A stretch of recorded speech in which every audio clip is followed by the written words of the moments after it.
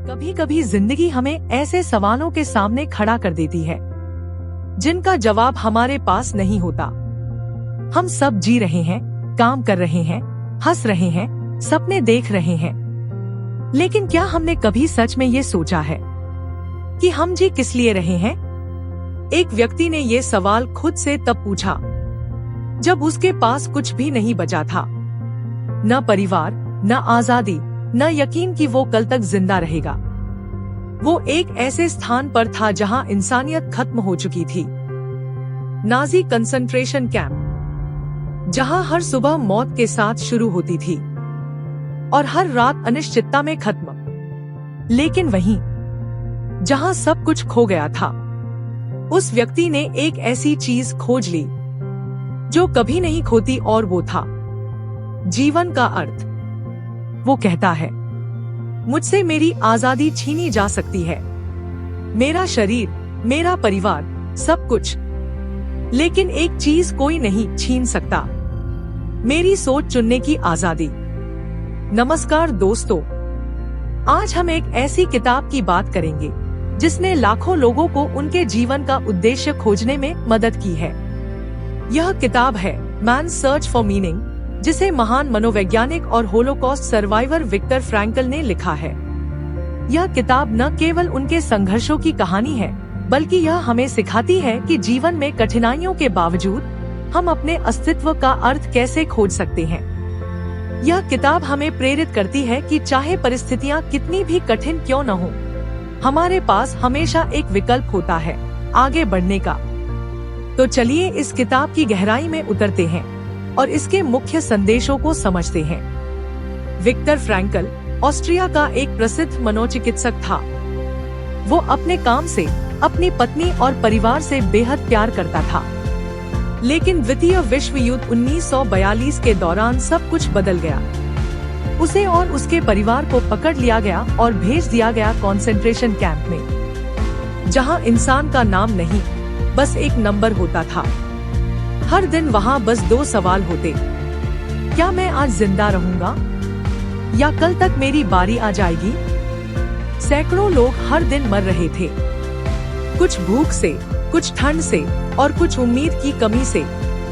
Victor ने महसूस किया कि जो लोग जीने की वजह खो देते हैं, वो सबसे पहले हार मान लेते हैं। एक साथी कैदी ने कहा, अब कोई मकसद नहीं बचा, सब खत्म। और अगले ही दिन उसकी मृत्यु हो गई, क्योंकि उसने बस जीने से इनकार कर दिया था।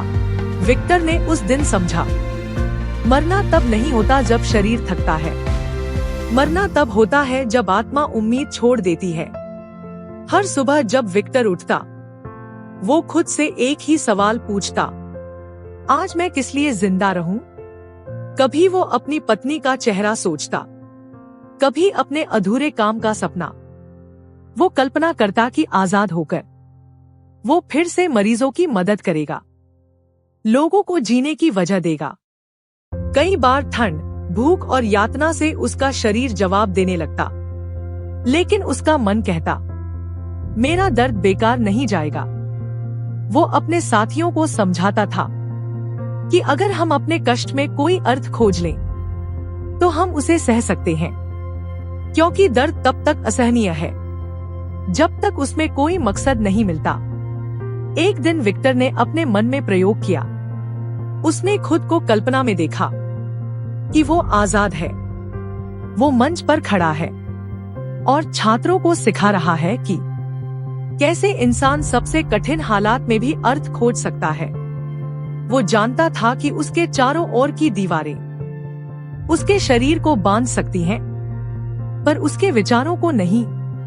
वो कहता था, हर परिस्थिति में इंसान के पास एक आखिरी आजादी होती है, अपना रवैया चुनने की। यही रवैया उसे बाकी कैदियों से अलग बनाता था।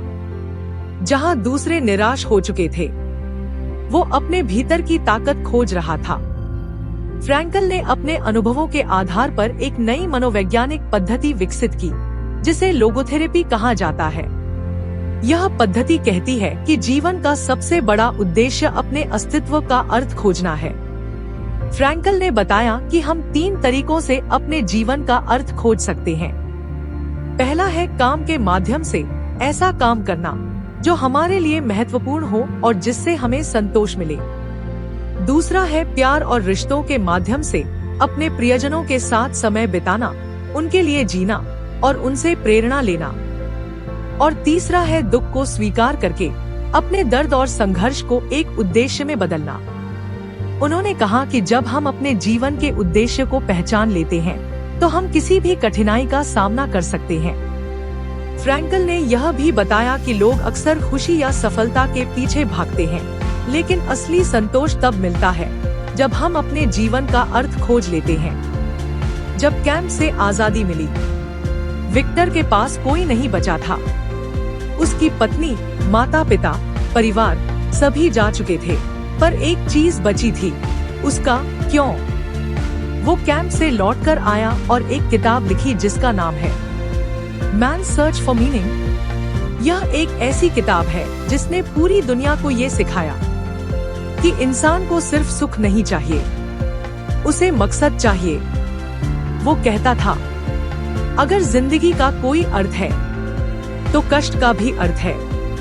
उसने हमें ये सिखाया कि हम हालात को नहीं चुन सकते, पर हम उन पर अपनी प्रतिक्रिया चुन सकते हैं, और वही प्रतिक्रिया तय करती है कि हम टूटेंगे या निखरेंगे।